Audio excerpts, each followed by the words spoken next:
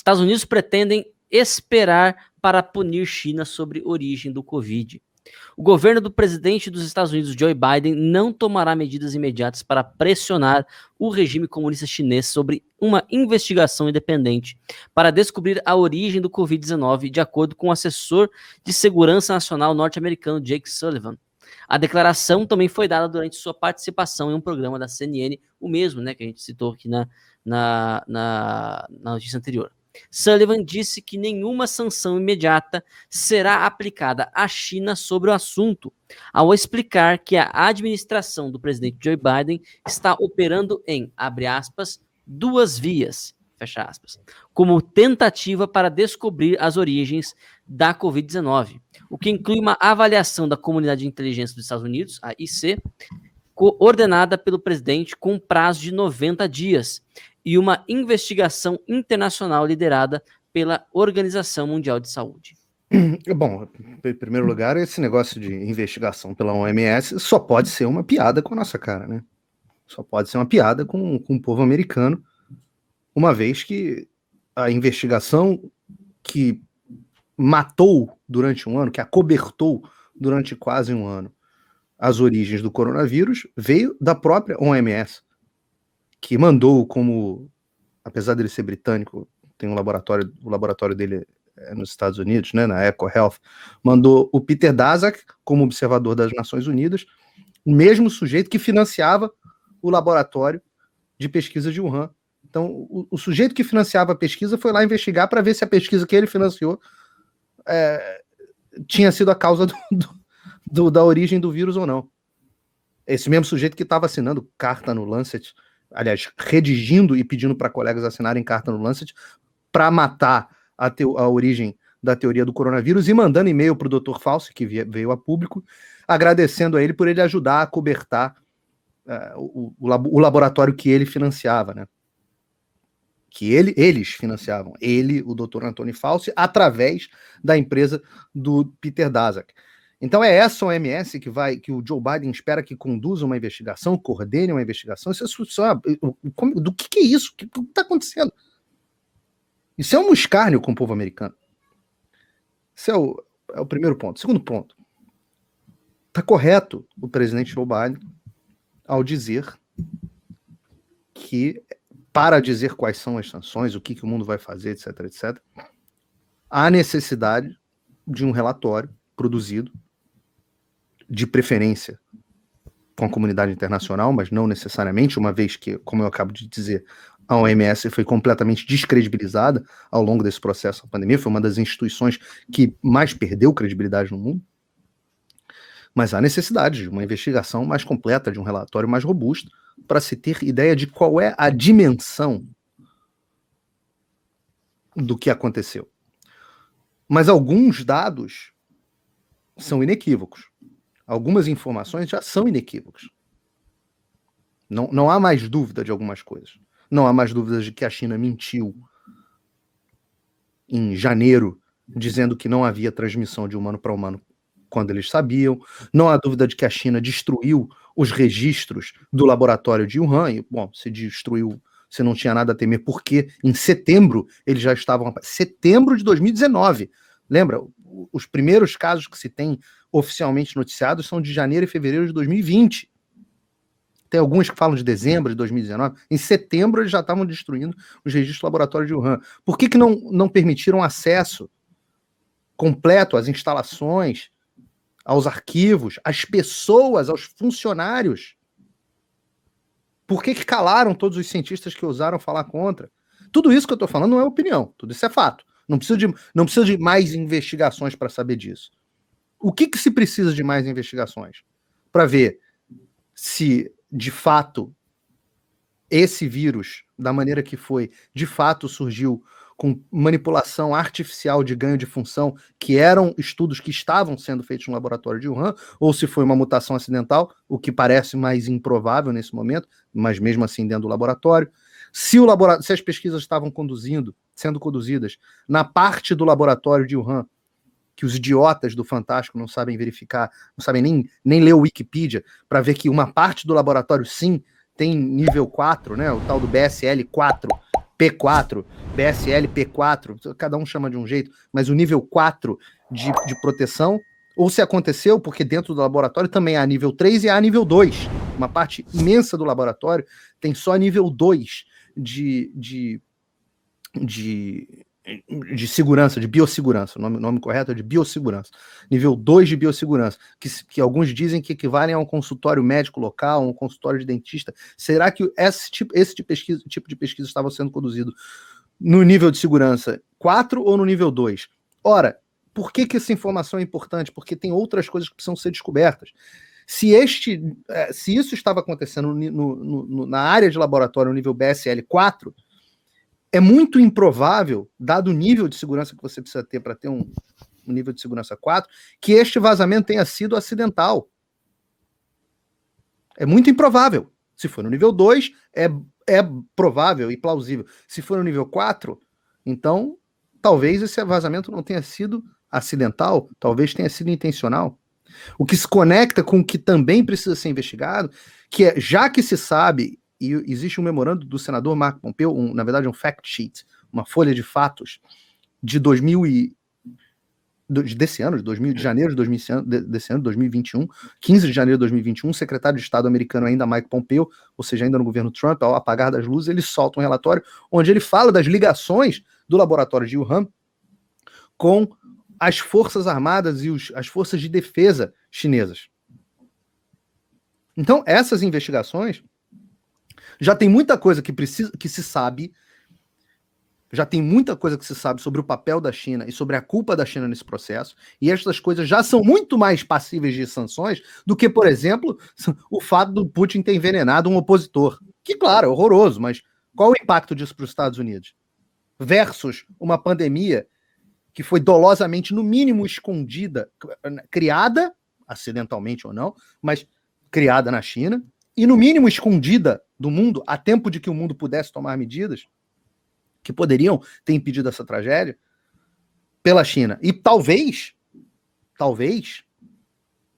de forma negligente, ou talvez dolosa. Agora, quem é o gênio? Só os franceses mesmo para uma coisa dessa. É a comunidade internacional. Os gênios que acham que é uma boa ideia usar um laboratório na China para pesquisar ganho de função em vírus, como se a China fosse um país como a Alemanha.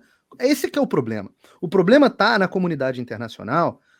Isso vale para o Brasil, isso vale para muitos inocentes. Tem gente mal intencionada e tem os inocentes que acham que a China é um player normal, que precisa ser incorporado na comunidade internacional. Como se abrir um laboratório de pesquisa desses na Bélgica e na China fosse a mesma coisa. Os países jogassem debaixo das mesmas regras. Pô, é um presente para os chineses. Obrigado por terem ajudado a gente a abrir um laboratório que pode pesquisar armas biológicas. Pô, muito obrigado, França, né? Porque foi com a França que abriu esse relatório. E muito obrigado, Estados Unidos, por inclusive financiarem essa pesquisa. Através dos cientistas de vocês, com parceria com os nossos. Muito obrigado, Estados Unidos. Aí vem o doutor Antônio Fauci falando, não, porque a gente pelo menos prefere que esse tipo de pesquisa aconteça fora dos Estados Unidos, porque se tiver algum acidente, acontecer fora dos Estados Unidos. Eu falo, gênio, que fantástico. É muito bom que aconteça fora do seu território, onde você não tem controle absolutamente nenhum. Justamente com o adversário, o seu principal, no território do seu principal adversário político, que é o país que mais tem voos internacionais para o mundo. Disparado, o país que mais viaja internacionalmente é a China. Né? Os chineses são os viajantes internacionais número 1 do mundo disparados. Que gênio, muito bem, parabéns pela iniciativa. Então, assim, numa boa, é correto o presidente dizer, olha, vou esperar para ver o nível das sanções, mas já deveria estar angariando a comunidade internacional, e a reunião do G7 seguida pela reunião da OTAN, seguida pela reunião com o Vladimir Putin, teria sido uma ótima oportunidade, se ele não tivesse completamente senil, para justamente angariar aliados em torno de uma resposta contra a China, se é que há interesse de um presidente cujo filho era sócio do Partido Comunista Chinês e lobista do Partido Comunista Chinês dentro dos Estados Unidos, de tomar alguma medida contra os seus ex-patrões.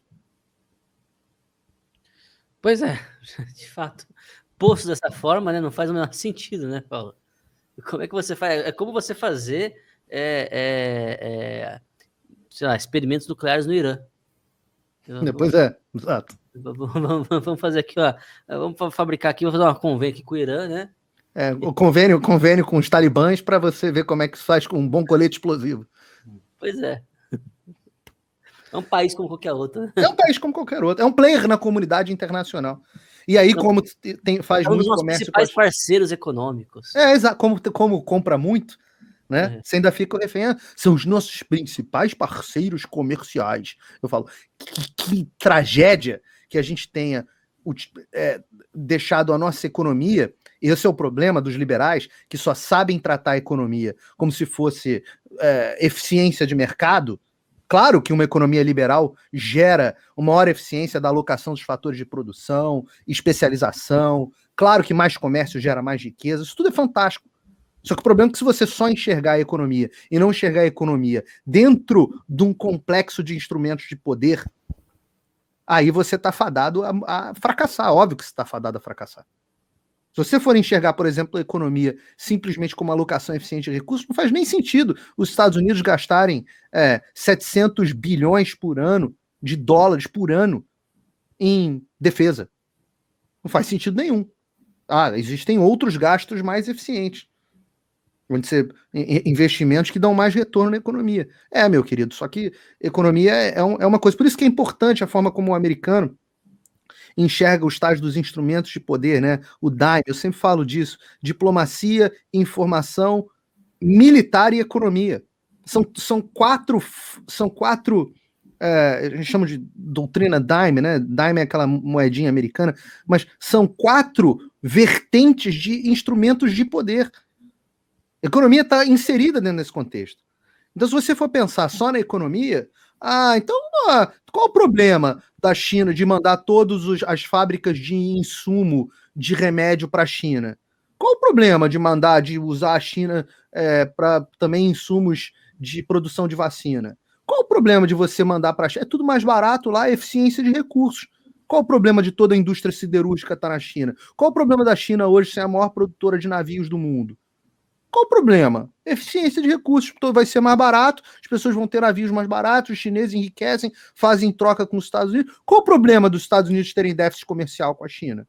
Déficit comercial, na verdade, é um número, porque um país está recebendo dinheiro, mas o outro país está recebendo bens. Então não tem esse negócio de déficit comercial. Eu falo, meu querido, se você só consegue enxergar a economia como um jogo de eficiência e ganho econômico, você é um idiota completo. Você não entende como é que funcionam as relações internacionais e você merece ser mesmo invadido e parar a vida comendo noodle, Nissin miojo, pô. Você quer fazer um cumprimento? Sopa de morcego. Sopa de morcego. Morcego.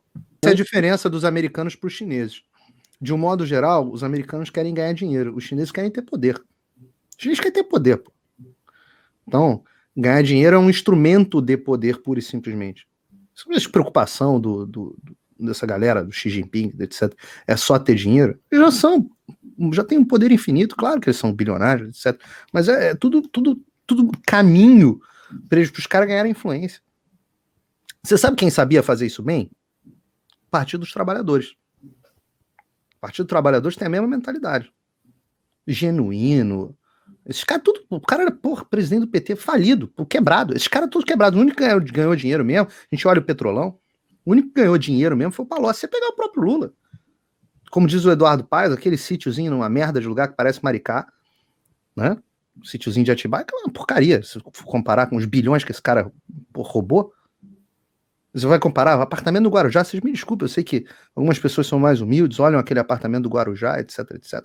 Mas, eu não sou nem rico assim, não, mas, aquele apartamento do Guarujá, eu acho um apartamento humilde.